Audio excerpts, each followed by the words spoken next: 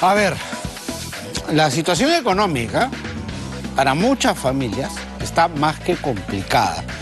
Eso está obligando a muchos peruanos cuyos ingresos no les son suficientes, les son insuficientes para cubrir todos sus gastos del mes, terminen buscando un segundo trabajo para equilibrar de alguna manera el presupuesto y poder cubrir todos los ámbitos económicos que su familia demanda. Es decir, hay que trabajar doble, hay que trabajar en dos sitios distintos para lograr cubrir el presupuesto familiar.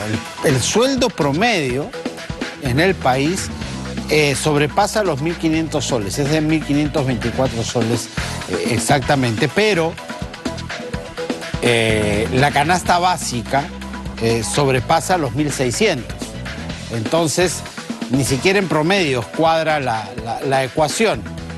El ciudadano en promedio gana menos de lo que le cuesta la canasta básica. Por eso tiene una brecha que debe cubrir ¿cómo?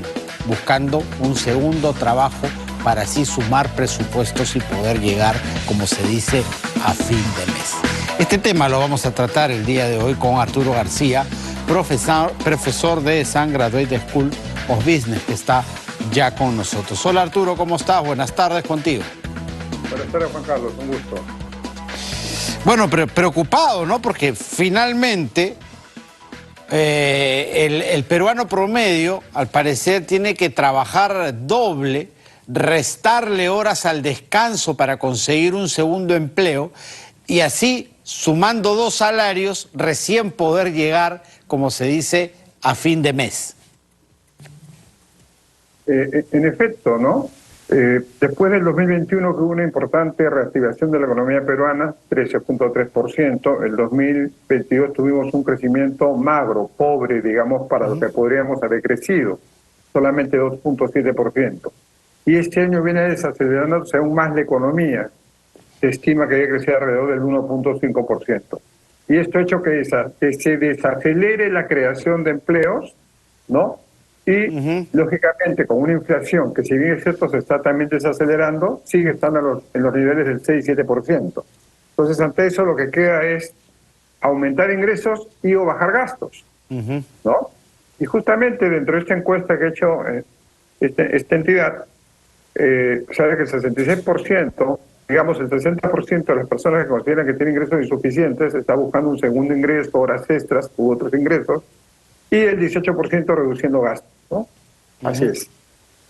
Claro, pero el tema es que la reducción de gastos finalmente tiene un límite, ¿no? Porque hay, digamos, costos fijos que se tienen que cubrir que no se pueden reducir, ¿no? Entonces ahí ya llegamos a un tope donde finalmente hay que generar otros ingresos para poder cubrirlos, si es que reduciéndonos al mínimo en el tema gastos, finalmente tampoco llegamos a cuadrar el presupuesto.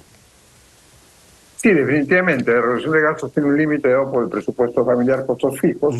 Por lo tanto, es imprescindible ver en la diversificación y o ingresos de aumento de ingresos, ¿no? Sin embargo, quiero resaltar acá algo. Esto es producto, sobre todo, de la desaceleración de la economía. Hay tres grandes temas que todo país, todo gobierno debe ver para tener un paquete de seguridad social a las personas. 1, tema de pensiones; 2, tema de salud; y 3, empleo. Entonces, la desaceleración de la economía fuertemente está generando también una desaceleración fuerte del empleo y también una desaceleración del incremento de ingreso promedio, ¿no? Entonces, son necesarias, digamos, acciones del gobierno, reformas para garantizar un crecimiento mayor a mediano y largo plazo, ¿no? Así es. Y entre estas reformas tenemos, para empezar, atacar el gran tema de informalidad laboral. 78% de las personas que laboran no tienen ningún beneficio social, vacaciones, CTS, fondo de salud, fondo de pensiones, ningún beneficio social. El tema de la reforma de pensiones también es otro tema que está sobre la mesa, ¿no? Que es imprescindible que se ataque, y lamentablemente, mientras tanto, se siguen viendo la posibilidad de medidas populistas de seguir desnaturalizando el fondo de pensiones vía retiros masivos, ¿no? Ese es otro tema también. Hay nada menos que 10 proyectos en Comisión de Economía del Congreso referidos a eso que tú te refieres, a aprobar de alguna manera algún retiro extra, por ejemplo, que ya sería, si la memoria no me falla, el 7º, ¿no? Si es que se llegara a aprobar.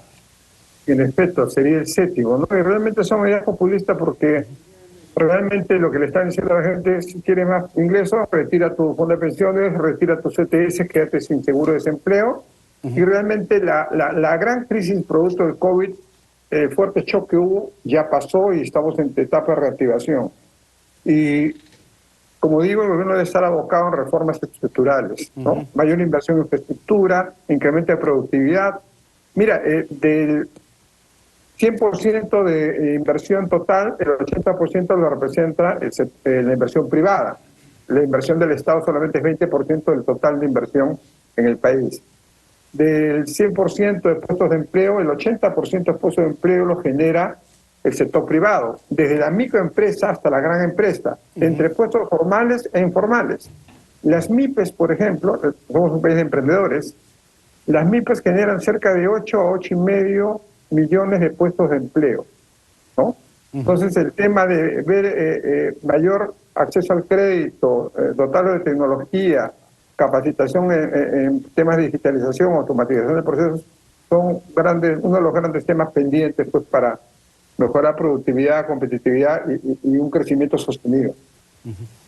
Definitivamente. Hay un dato en esta encuesta que se ha hecho que preocupa también, que muchas familias, para finalmente terminar de cubrir el presupuesto nacional, el presupuesto familiar, lo que están haciendo es optar por pedir préstamos, pedir plata prestada, ya sea a familiares o incluso en el propio sistema financiero. O sea, sobre un presupuesto que no alcanza, agregamos además una deuda.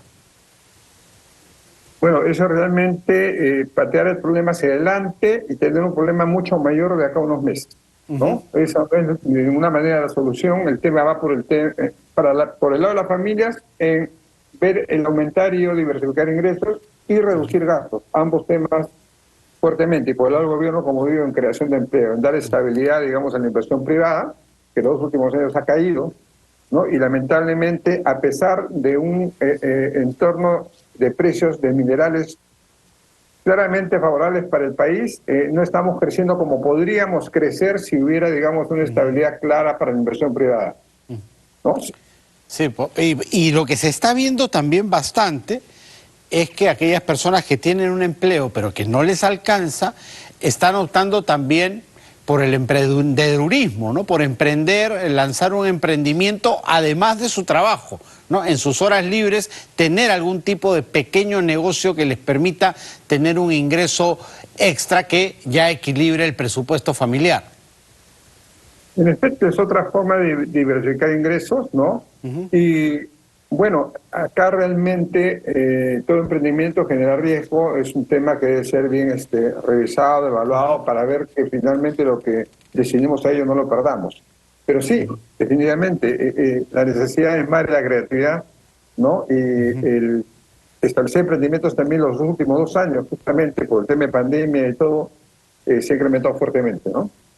Sí, pues bueno, veremos cómo va, ¿no? Porque finalmente es una cifra altísima, 66%, casi llegamos al 70% de personas que dicen que finalmente su sueldo no les alcanza para cubrir su presupuesto familiar. No solo el 32% tiene un salario que juzgan suficiente como para cubrir sus gastos. Sí, son cifras realmente altísimas, ¿no? Sí, altísimas. Muchísimas gracias, Arturo, como siempre, por atendernos. Buenas tardes, Juan Carlos, un gusto. Muy buenas tardes. Arturo García, profesor de ESAN Graduate School of Business, ha estado con nosotros. Vamos a cerrar así nuestro bloque económico.